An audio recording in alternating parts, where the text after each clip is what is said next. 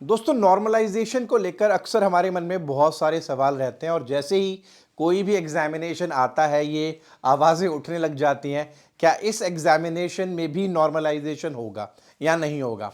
आज भी मैं आपके सामने एक ऐसे ही सवाल का जवाब लेकर आया हूं, जहां पर अभी हाल फिलहाल में आप जानते हैं आरबीआई असिस्टेंट का एग्जाम हुआ है और वहां पर अगर देखा जाए, या बहुत सारे बच्चे मुझसे सवाल कर रहे हैं क्या इस पेपर में भी जो नॉर्मलाइजेशन है वो लागू होगा या नहीं होगा।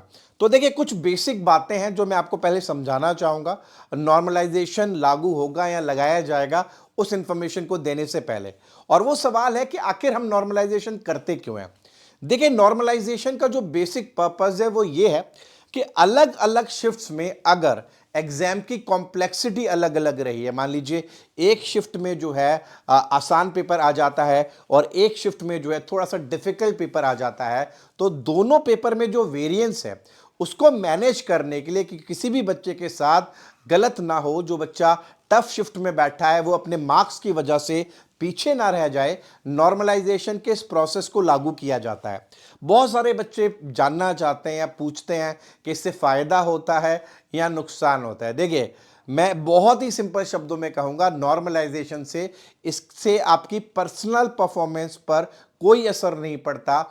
जिस तरीके से आप एग्जामिनेशन की प्रिपरेशन करते हैं वैसे ही करिए। ये एक स्टैटिस्टिकल तरीका है इक्वेट करने का, ना ये अच्छा है ना ये बुरा है। एक डेटा बेस्ड एनालिसिस है जहां पर क्या किया जाता है, अगर शिफ्ट्स के डिफिकल्टी लेवल में वेरिएंस है तो उसको मैनेज किया जाता है। इससे ना ही कोई अच्छा प्रभाव है ना ही कोई बुरा प्रभाव है। एक अनबायस्ड अप्रोच है सभी को बराबर रखने का।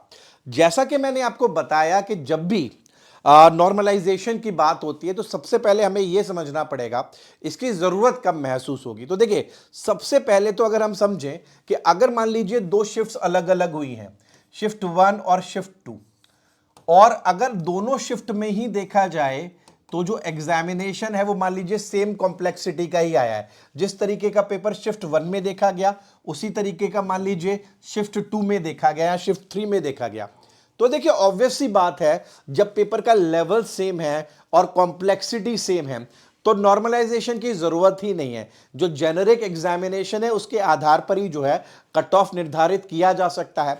दिक्कत तब आएगी जब एक एग्जामिनेशन जो है थोड़ा सा लेवल में ज्यादा हो और एक एग्जामिनेशन थोड़ा सा कम हो। तो जो बच्चे इस एग्जामिनेशन या इस शिफ्ट में बैठे हुए हैं, ऑब्वियस सी बात है जब लेवल टफ होगा तो वो less number of questions attempt कर कर आ पाएंगे या उनका जो परफॉर्मेंस है वो थोड़ा सा कमजोर रहेगा। लेकिन इसका मतलब ये नहीं है कि स्टूडेंट्स कमजोर हैं, इसका मतलब ये है कि जो क्वेश्चन पेपर आया है वो कहीं ना कहीं टफ है। तो इनको इनके बराबर लाने के लिए क्या किया जाता है, नॉर्मलाइजेशन किया जाता है। तो पहला प्री रिक्विजिट जो है नॉर्मलाइजेशन का वो यही है, क्या दोनों तीनों या चारों में जितने भी शिफ्ट हो रहे हैं क्या उनमें पेपर का जो कॉम्प्लेक्सिटी है वो अलग अलग है या सेम है। अगर सेम है तो नॉर्मलाइजेशन की जरूरत नहीं है। अगर मैं बात करूं आरबीआई असिस्टेंट के एग्जाम की, जैसे कि हमने फीडबैक लिया है या जैसे कि हमने जो एनालिसिस की है, तो हमने ऑलमोस्ट जितने भी शिफ्ट्स हुए हैं उनमें यही देखा है कि पेपर का जो लेवल है बहुत ही इजी रहा है। एक दो टेढ़े मेढ़े क्वेश्चंस को छोड़ दें अगर, तो जेनरिक लेवल पर पेपर जो है वो सेम ही देखने के लिए मिला है।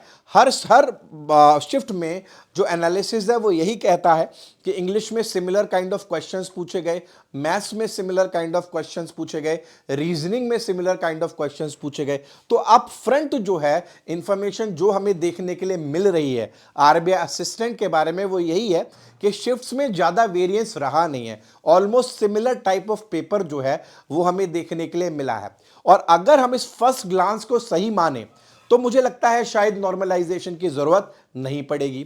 बाकी हो सकता है समय के साथ और क्लैरिटी एग्जामिनेशन के लेवल पर या एग्जामिनेशन का जो कंटेंट रहा है उस पर मिले और जिसके आधार पर यह डिसाइड हो पाए, ऐसा महसूस हो कि हाँ ये पर्टिकुलर शिफ्ट जो है थोड़ा सा हायर साइड पर रहा था, तो उसके अनुसार जो है जो जो भी ऑर्गेनाइजेशन है वो नॉर्मलाइजेशन के उस प्रोसेस को लेकर आए।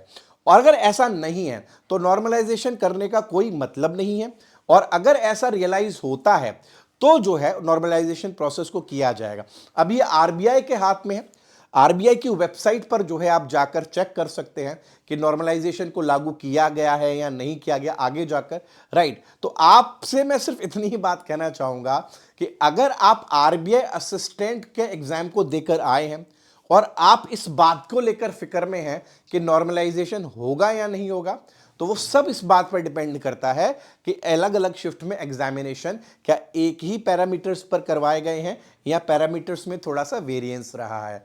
तो अगर ऐसा आपको लगता है तो डेफिनेटली आई थिंक हो सकता है, और अगर जो है वो सेम है जैसा कि पहला रुझान हमें मिला है अभी तक जितने भी स्टूडेंट से बात हुई है, तो मेरे ख्याल से मुझे लगता नहीं है कि नॉर्मलाइजेशन का आई थिंक कोई बनेगा। बट फिर भी कॉन्क्रीटली कुछ नहीं कहा जा सकता। आप थोड़ा सा इंतज़ार करिए, थोड़ा सा समय और दीजिए, विद ड्यू टाइम जो है आपको इन्फॉर्मेशन जो है इसके बारे में पता लग जाएगी। हाँ, पास्ट में काफ़ी एग्जामिनेशंस हुए हैं प्रीवियस ईयर में जहां पर इस नॉर्मलाइजेशन को लागू किया है उस वेरिएंस को मिटाने के लिए, राइट। बट वो किसी के फेवर में नहीं है, किसी के अगेंस्ट नहीं है, वो एक जेनरिक प्रोसेस है जिससे सभी को समान किया जा रहा है। तो आपको उसके बारे में ज़्यादा चिंता करने की ज़रूरत नहीं है अगर आप इसको लेकर चिंतित हैं, क्योंकि आगे चलकर आपको कभी एग्जाम देना है।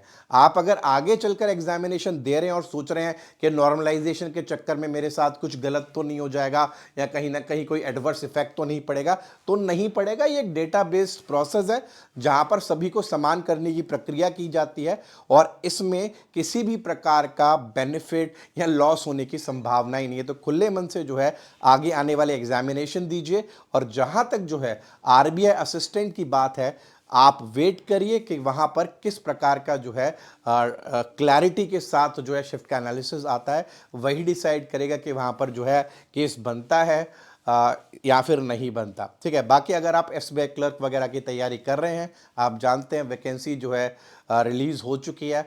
हमारा चैनल बैंकिंग वाला जो है पूरे डेडिकेशन के साथ, कमिटमेंट के साथ जो है आप लोगों को तैयार करने में लगा हुआ है। सुबह से शाम तक हमारे यूट्यूब चैनल पर आपको ज़बरदस्त कंटेंट देखने के लिए मिलता है। तो आप प्लीज़ जो है कनेक्ट हो सकते हैं और अपनी जो लर्निंग है उसको और बेहतर बना सकते हैं।